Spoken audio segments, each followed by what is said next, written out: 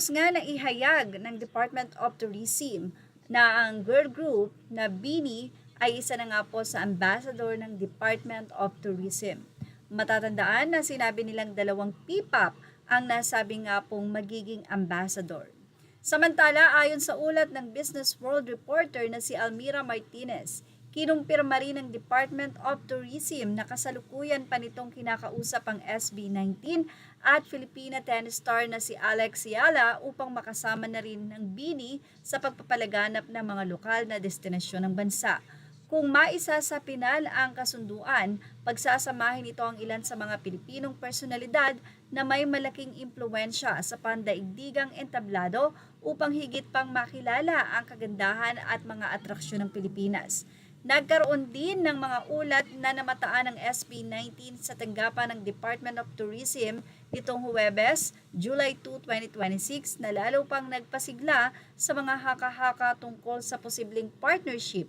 Gayunman, wala pang inilalabas na opisyal na anunsyo o kumpirmasyon ng Department of Tourism o ang grupo hinggil sa naturang usapin.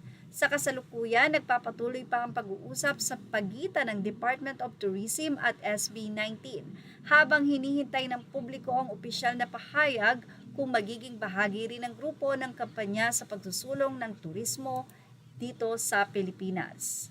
Samantala, sa ating naging update dito about nga po sa pagiging ambassador ng SB19 ay nagkaroon ng iba't ibang komento ang 18. Siyempre, sigurado na kaya nagkakaroon ng negotiations ay dahil alam natin na sa lahat ng desisyon ng SB19 ay lagi nilang kasama ang 18. Sigurado na tinitignan ng SB19 kung ano magiging reaksyon ng kanilang mga fans kung sila ba ay pabor na maging ambassador ang SB19 ng Department of Tourism.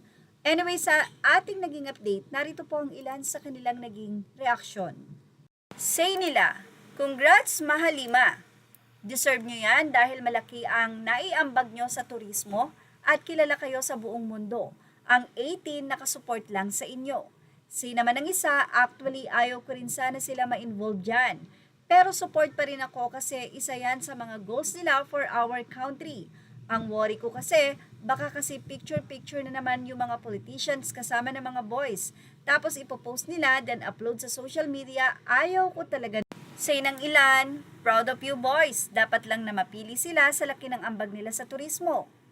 Say ng ilan, "Sana wag na lang nilang tanggapin, madami kasi sa government ang, well."